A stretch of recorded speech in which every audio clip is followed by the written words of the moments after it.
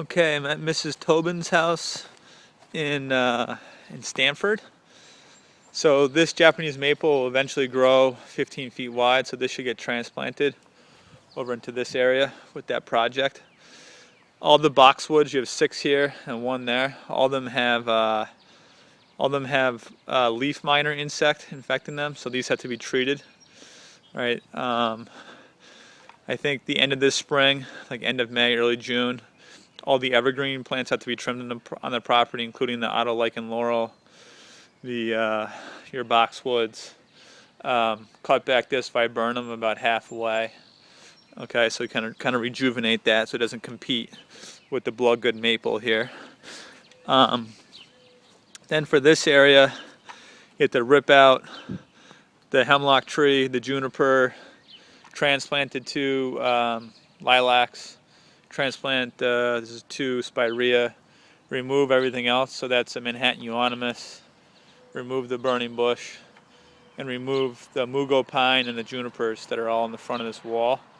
Then the concept was to build up another wall that starts about here and runs through here,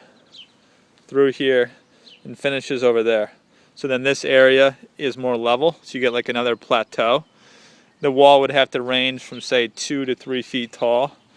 Okay, so you'd have a level down there, a second level here, this retaining wall, and then this would be more of a flat area. Okay, so that would be the concept for that. Then as far as these trees, these should be tied with string from the inside so you don't see them.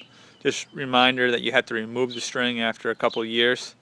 All right, and this way these will all look perfect again if they're tied up properly. You might even consider wrapping them with string before the next winter, so you prevent any kind of snow damage. This lilac should just be cut back about 2/3 of the way after it flowers this year, and then that will rejuvenate that plant. We talked about adding more arborvitae in this area to cover back to the wall. So you need probably another 4 or 5 arborvitaes for this area. I'll measure it now when I'm here. Remove that 1 stump and transplant 2 of these hydrangeas closer to the edge of the bed. All right, so they're not on top of the new arborvitae. And then along this wall, which is roughly 12 feet tall, you get good sunlight up to this corner. So this would be all possibly putting in vines that will cover this wall. Then you have the shady section of wall, which is, let's see how long that is. This shady section, which is only about 5.5 feet tall. Now here you still actually is pretty moist in here and pretty wet. I'm stepping on it right now. The shady section is about roughly 65 feet long, up to about here on the driveway. So potentially kind of relocate the drainage that's in here. Do a little investigation in regards to what's going on with the drainage.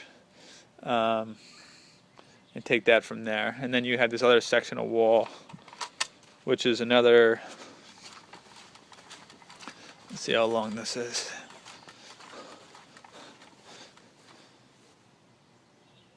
34 feet, and that's on average about 6 feet tall. That's more sun.